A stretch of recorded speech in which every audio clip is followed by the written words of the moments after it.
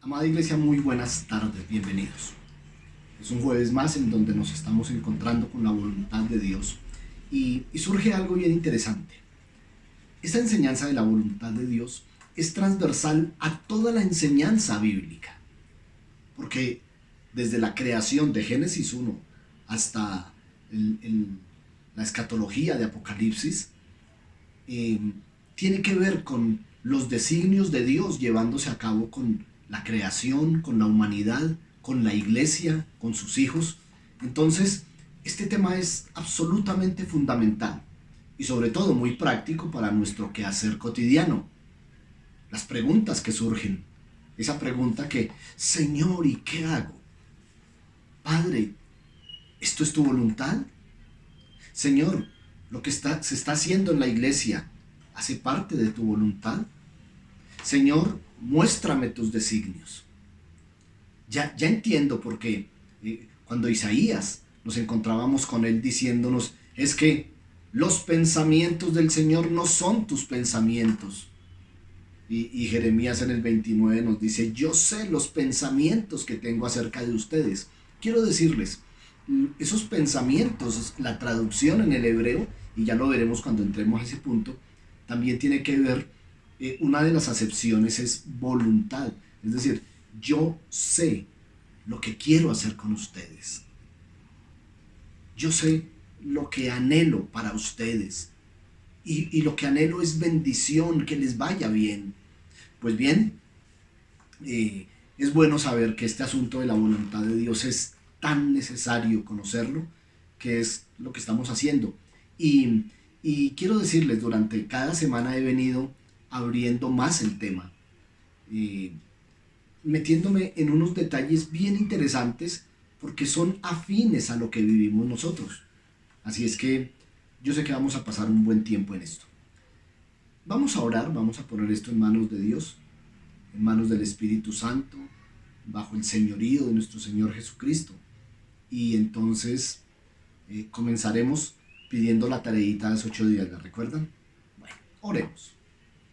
Amado Señor y Dios, Padre bueno y santo, qué bueno, Padre mío, es venir y estar en tu presencia, abrir nuestro corazón y decirte, Señor, te necesito. Te necesito en mi vida, te necesito en mis caminos, te necesito en mis pensamientos, en mis decisiones. Y es bueno conocer qué es lo que tú piensas de un asunto, cuál es tu voluntad respecto a cada aspecto particular que maneja nuestra vida, el estudio, el trabajo, las relaciones, la familia, la economía. Oh Padre, háblanos, háblanos continuamente, Señor. Gracias, Padre del cielo. Gracias, amado Rey. Yo te quiero dar gracias por mis hermanos que están aquí. 5, 10, 20 o 100. Creo, de acuerdo a lo que hemos venido aprendiendo, que estamos en tus manos. Por eso quiero en tu santo nombre bendecir a quienes están aquí, fieles contigo, tratando de discernir tu voluntad. Gracias por ellos. Estamos todos en tus manos, amado Rey y Señor. Amén. Aleluya. Gracias, Dios. ¿Cómo nos fue con la tarea de Santiago capítulo 4? ¿La recuerdan? Bueno, si de pronto alguien no estuvo hace 8 días, al finalizar les dije, después no es una enseñanza, no es un sermón, no es una predicación. Después de haber analizado con ustedes, les pedí que leyeran a Santiago capítulo 4. ¿Por qué? Porque entendimos algo bien interesante.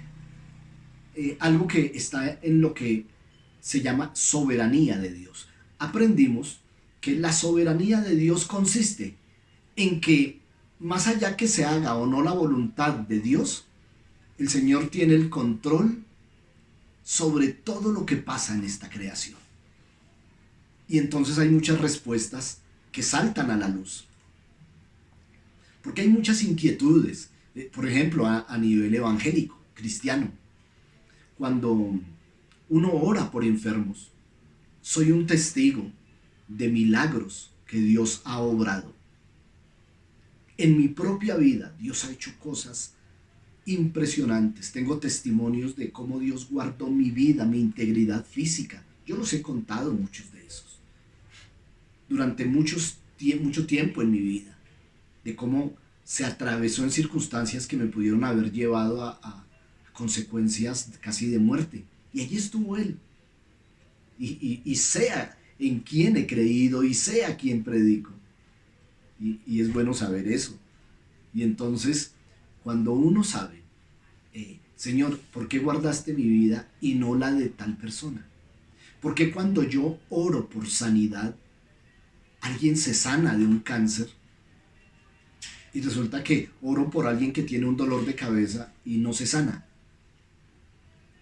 ¿Por qué oramos por provisión y tú haces un milagro económico sobre alguien? Doy fe de eso. Y oro de la misma manera por otra persona con la misma fe, igual de necesitada, y a esa persona no se le hace el tal milagro que esperamos. Y entonces hace parte de la soberanía de Dios. Esa pregunta no solo nos la hacemos nosotros, esa pregunta se la hizo Moisés un día. Y el Señor le decía, yo tengo misericordia del que quiera tener misericordia. Y entonces en la medida en que vamos entendiendo la voluntad de Dios, dejamos a su señorío, a su majestad, a su soberanía, los actos que como Dios Él ejecute o deje de ejecutar. Esa es la gran enseñanza. Y entonces ya dijimos, aún el que se sale del camino, no se salió de la vista de Dios. Dios ya tiene con él una manera, un plan. Cuando hablábamos de definiciones, encontrábamos que no solamente aparece la palabra voluntad específicamente, hablando de designios, hablando de mandamientos, sino también lo encontrábamos en plan, deseo, pensamiento. Entonces, son muchas esas acepciones bíblicas que significan voluntad, pero que la vemos a lo largo de toda la Escritura. Vamos a meternos primero en el Antiguo Testamento en muchas historias bíblicas de personas con quienes vamos a hallar una identidad impresionante. Entenderemos como ayer, como el jueves anterior, aprendíamos acerca de, Señor, las respuestas a tantas preguntas no están mágicamente en un versículo que salta al poner el dedo allí. Ya dijimos que la palabra nos da la sabiduría y nos capacita para toma de decisiones conforme a la voluntad de Dios. Por eso, Santiago capítulo 4. Ustedes lo leyeron, ¿verdad?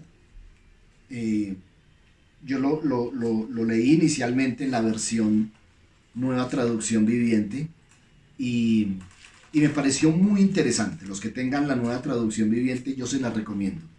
Es bien interesante esa porción. Pero también les quiero leer la de Reina Valera, que es la que todos conocemos. Escuchen esto. Y entonces vayamos tomando nota. ¿De dónde vienen las guerras? ¿Y de dónde los pleitos entre vosotros?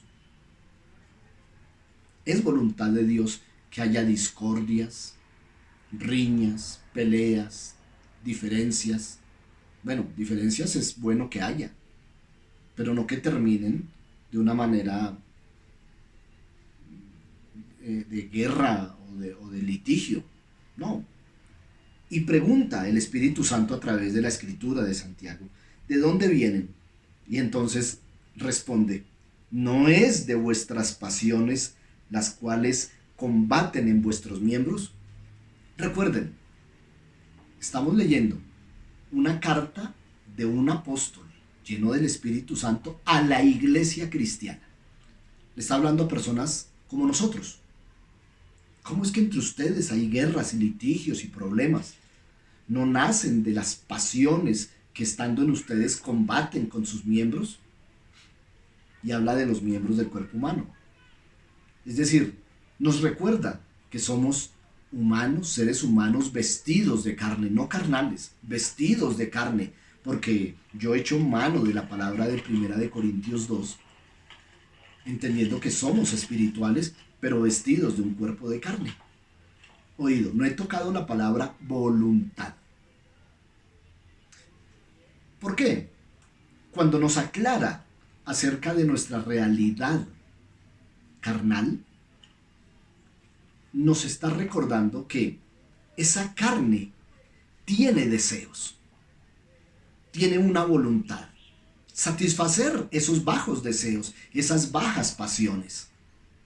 Y como habitan aquí, entonces va a haber una guerra de voluntades. La voluntad de la carne queriendo satisfacer sus bajas pasiones y la voluntad de Dios en el espíritu que hay dentro de nosotros, queriendo satisfacer a Dios y rechazando la satisfacción y el placer carnal. Y entonces la guerra realmente se lleva a cabo en nosotros. Santiago, que en el capítulo 1 comienza recordándonos el llamado a la santidad, ahora nos está dando una explicación. Versículo 2 del capítulo 4 de la Carta Universal de Santiago. Codiciáis y no tenéis. ¿Recuerdan cuando estuve hablándoles hace unas 2 semanas en una predicación de domingo acerca de esta palabra codicia? Y llegábamos a la conclusión que quizá uno de los grandes problemas de Éfeso para perder su primer amor fue la codicia. No me lo inventaba yo, ¿no? Salía de una carta de Pablo a Timoteo, quien era el encargado, quien estaba al frente, el episcopo de la iglesia en Éfeso. Y aquí nos está diciendo, ustedes como cristianos, ¿codician? Y ya conocen la acepción total de la palabra codicia, la expliqué muy bien esa vez. Codician, mas no tienen. Matan y arden de envidia y no pueden alcanzar las cosas. Combaten y luchan, pero no tienen lo que desean porque no piden. Versículo 3, tan conocido. Pedís y no recibís, porque pedís mal para gastar en vuestros propios deleites. Ayer yo les decía, y se lo voy a repetir porque no ayer, hace 8 días, ayer estuvimos en clase en nuestra clase de doctrina bíblica. Les decía el jueves anterior que hacer la voluntad de Dios es como un camino. Allá está la meta. Y del punto de partida del nuevo nacimiento a la meta hay que trasegar por la vida. Pero el Señor nos marca el camino. Es una senda llamada camino de santidad de acuerdo a Isaías. Y entonces la lucha cristiana de todos nosotros es mantenernos en el camino. Y Satanás lo que hace es tratar de desviarnos. Él no quiere que alcancemos la meta. Y entonces, a través del mundo, a través de los deseos de los ojos, a través de la codicia y de todas esas cosas carnales que son afines al ser humano, trata de desviarnos. Trata de estarnos desviando. Entonces, ¿qué es la voluntad de Dios? La voluntad de Dios marca los límites de ese camino por el que podemos andar y del que hablábamos el jueves anterior. Mientras estemos en ese camino, tenemos libertad de hacer nuestra voluntad porque estamos dentro de la voluntad de Dios, nuestros deseos. Por eso la palabra dice que Él complace, satisface los deseos de nuestro corazón, entendiendo que estamos en el camino. Por ejemplo, me voy a llevar a los tiempos de Israel en el desierto. Israel tenía una meta, Canaán, la tierra prometida. Tenía un punto de partida, la liberación de Egipto, a través de la Pascua, ¿lo recuerdan? Pues bien, en un desierto donde no hay señalización, ¿qué les indicaba el camino? En el día, una nube, ¿lo recuerdan? Por donde la nube se movía, ellos seguían la nube. En la noche, una columna de fuego. Si la columna iba a derecha, el pueblo iba a derecha. Si iba a la izquierda, iba a la izquierda. Si se detenía, ellos se detenían. Si avanzaba nuevamente, ellos avanzaban. Sabemos, somos entendidos en esto, que tanto la nube como la columna de fuego tipifican al Espíritu Santo. Entonces, todavía, aquello era la sombra, ¿no? La esencia de hoy es que el Espíritu Santo es esa nube y esa columna que nos dicen, es por aquí, deténgase, un momento, espere, ahora es momento de arrancar, desvíese por esta, tome por aquella. ¿Y cómo lo hacemos? Lo hablábamos hace 8 días, a través de la ley en la que meditaba tanto David, que se deleitaba meditando en la ley. Cuando meditamos en ella, llegamos a tener la capacidad para discernir el pensamiento de Dios, la voluntad de Dios. ¿Aquí qué pasó con Santiago? Dice, ustedes no saben pedir. ¿Por qué? Porque lo que piden está fuera del parámetro, de los límites de la voluntad de Dios. Les recuerdo, Sansón, papá, le dice a Manoa y a la mamá, por favor, tomen a aquella mujer por esposa mía. Pero es una filistea. Y dentro de los límites dice que tú debes tener una mujer del pueblo. No, es que yo quiero esa. Eso es pedir algo que él estaba lícito, que era tener una mujer, pero fuera del alcance o fuera de los límites de la voluntad de Dios. Y Santiago nos está diciendo, ustedes piden, pero no saben pedir. Porque están pidiendo para satisfacer sus propios deseos. Y por eso no reciben. Y entonces, cuando uno lee esto, dice, puede hacer un balance. ¿Cuántas cosas he pedido a Dios hace tanto tiempo y no lo he recibido? ¿Cuántos piden por un ministerio? Señor, yo quisiera en la iglesia servirte. Está en los límites, en los parámetros de la voluntad de Dios. Pero quiero servirte como un gran predicador, un predicador a las naciones, que llene estadios. Será voluntad de Dios si lo quiere hacer. Pero si quiere que sirva en otra área, bien lo dijo Pablo a los Corintios. Él da los dones que capacitan para la obra del ministerio, para el servicio. Y efectivamente, toda la iglesia debe estar involucrada en el servicio. Pero es potestativo de cada creyente decirle, Señor, pero quiero ser un profeta. Quiero ser tu profeta. No, si el Señor no le da el don, y entonces empieza caprichoso, no, yo quiero serlo, yo tengo que serlo. Yo les contaba de muchas personas, pero uno en especial que era un amigo, y él quería ser pastor, y él me decía, no, yo sé que yo soy un pastor. Y allí habló con su pastor en la iglesia para que él lo designara de una vez una obra, y él le dijo, no, yo independiente que vea o no llamado en usted, no es tiempo. Y entonces él se retiró de la iglesia, compró 20 sillas y fue a un lugar en Ciudad Bolívar y compró un micrófono, una guitarra, un pandero, alquiló un segundo piso y un día me llamó y me dijo, Pastor Fernando, quiero invitarlo a la inauguración de mi iglesia. Y yo, ¿cómo? Oh, sí, el Señor me está respaldando en todo esto. Tengo 2 personas continuamente que están orando. Y finalmente les quiero decir, hoy ese hombre está en el mundo. Se perdió en el mundo. ¿Estaba pidiendo algo sano? Sí, estaba pidiendo ministerio, estaba pidiendo servir. Pero estaba pidiéndolo, como dice Pablo, para satisfacer un deseo personal. Es que yo quiero ser esto. Porque yo he visto que los pastores son gente con mucha fama, gente con reconocimiento, gente con autoridad, y yo quiero ser de esos. pedís y no recibís, porque pides para satisfacer un deseo, y era un deseo enfermizo, era un anhelo que no estaba de acuerdo a la voluntad de Dios. Y entonces yo espero que ustedes, estudiando a Santiago, se hayan encontrado con esta perla y hayan dicho: ¿qué cosas en mi vida llevo pidiendo mucho tiempo? Y definitivamente Dios no me lo ha dado. ¿Está dentro del parámetro escritural? ¿Está dentro de lo que Dios quiere darte? Bueno,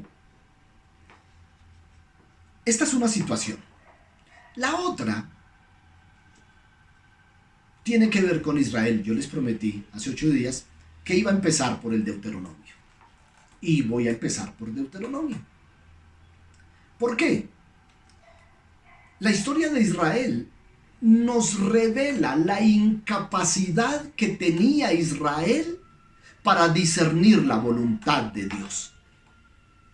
Pero también nos muestra la capacidad que tenía Israel para ser influenciado por los pueblos vecinos, por las circunstancias que los rodeaban, que les eran cercanas.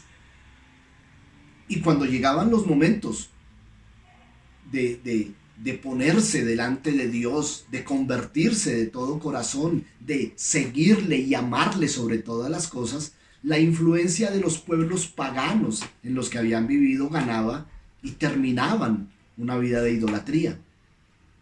Pero yo no les culpo, porque es que hoy tenemos el Espíritu Santo. Ustedes, amados, hemos sido bautizados en el Espíritu Santo y fuego. Y entonces el Espíritu Santo, dentro de las muchas cosas que hace, de ser el paráclito, el ayudador, el consolador, Él nos exhorta. Yo he sentido cuando nos redarguye, cuando pone argumentos de Dios en nuestros corazones. Israel no. Israel no tenía esta ayuda. Y durante el peregrinaje por el desierto, pues venían con toda la influencia de Egipto. Y entonces era difícil. Entonces, ¿por qué quiero empezar por el Deuteronomio? Porque todo esto que vamos a hablar tiene que ver con lo que pasaba con la voluntad de Dios y cómo era quebrantada, pero cuáles eran las alternativas de Dios acerca de hacer su voluntad. Metámonos de fondo en el asunto. Y voy a tocar 3 de los capítulos finales del 5.º libro de Moisés, la segunda ley, el Deuteronomio. En el capítulo 28, que todos conocemos, el pueblo ya ha trasegado 40 años en el desierto. 40 años de desierto, amados. Eso es mucho. Y ya están en el monte Ebal, a la puerta del Jordán. Allí van a pasar muchas cosas. Allí va a morir Moisés. Allí Josué va a ser delegado para seguir la obra. Pero Dios, quien es fiel, miren, amados, y eso es algo que ustedes deben marcar allí en sus Biblias. El jueves anterior, arrancando de Génesis capítulo 4, nos dimos cuenta que Dios le dice a Caín: mira, Caín, cuando hagas lo bueno, serás bendecido. Pero quiero que sepas, el pecado siempre va a estar ahí a la mano. La tentación siempre va a estar ahí a la puerta. Y va a querer enseñorearse de ti.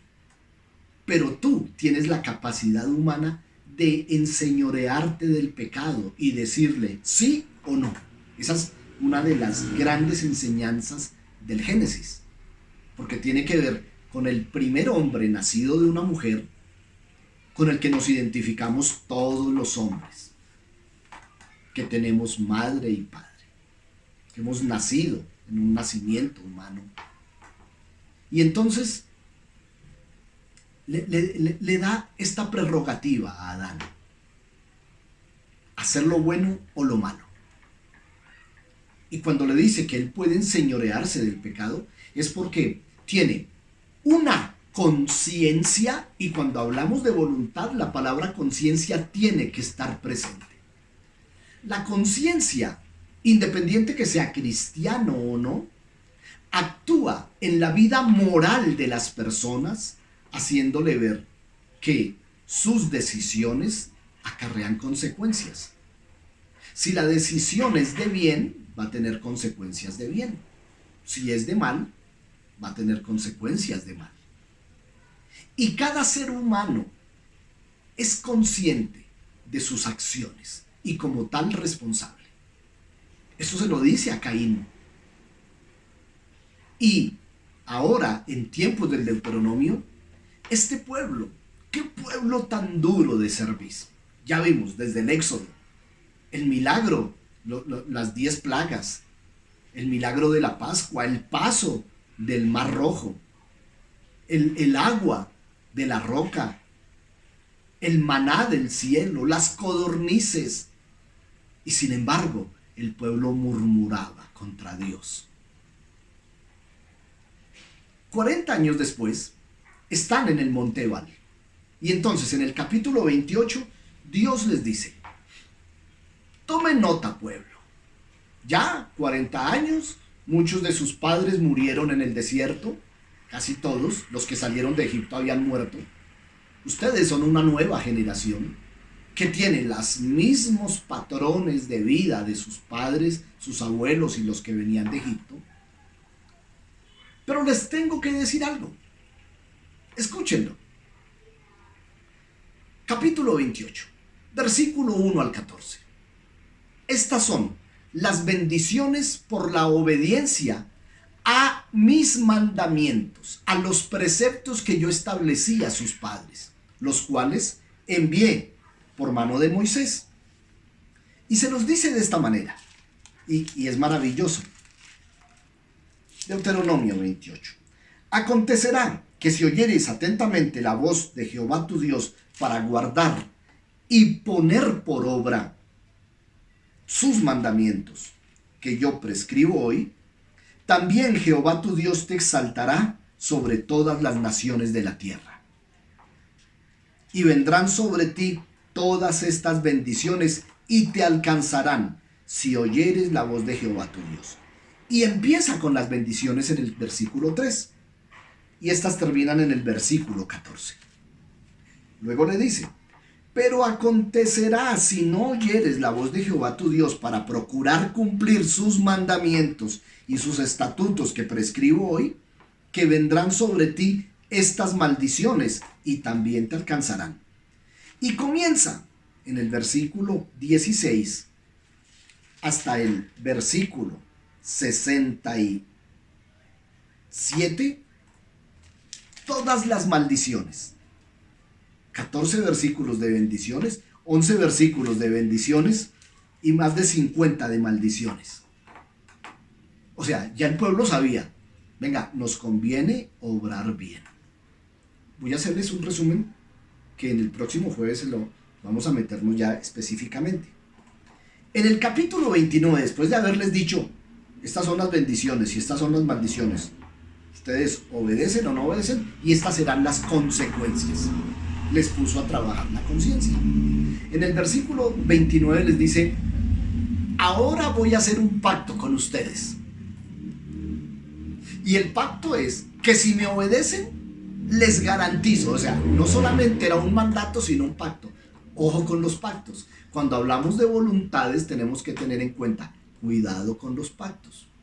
Cuando los pactos nacen en el corazón del Señor, por su voluntad, son pactos de absoluto cumplimiento de parte de Dios. Es decir, Dios no va a fallar a un pacto que nace como iniciativa propia en Él. Otra cosa es cuando nosotros pactamos con Dios de nuestra propia iniciativa o de nuestros líderes, y cuando no se dan, entonces confrontamos a Dios. Dios, nosotros hicimos un pacto. Y Dios dirá: no, un momentico. Pacto lo hiciste tú. Y eso no es un pacto. Fue un antojo. Un antojo por el anhelo de una bendición. Y entonces, ustedes verán en el capítulo 29, pacto de Jehová con Israel, ahí en Moab.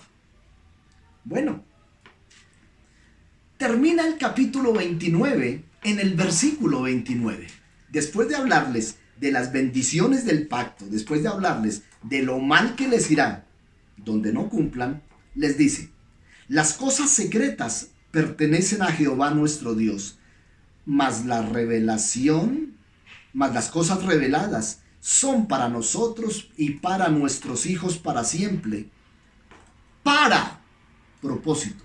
Escuchen, le repito. Moisés les dice: las cosas secretas pertenecen solo a Dios. De esas que, como ahora decíamos, Señor, ¿y por qué cuando oramos por sanidad, este se sana y este no? ¿Por qué cuando oramos por esto, esto pasa y esto no? Son las cosas secretas, pertenecen a Dios. Pero las reveladas pertenecen a nosotros. Los mandamientos, Él nos los da a nosotros. Apropiémonos, guardémoslos. Nosotros, nuestros hijos y nuestras generaciones. Para. Todo lo de Dios tiene un propósito. Para que cumplamos todas las palabras de esta ley. Y empieza el capítulo 30. Con esta pone un sello diciendo: Israel, esta es mi voluntad. Y esto es lo que va a pasar. Este es el camino. Sálganse de aquí pero permanezcan en él y garantizarán su bendición. Ya lo veremos, Dios mediante, el próximo jueves, cuando podamos establecer solamente capítulos 28, 29 y 30, porque ahí estamos nosotros involucrados, nuestra conciencia y nuestras decisiones. Amados, qué bendición poder nuevamente compartir con ustedes este tiempo. Nos veremos, Dios mediante, el próximo jueves. Hasta pronto. Dios les guarde.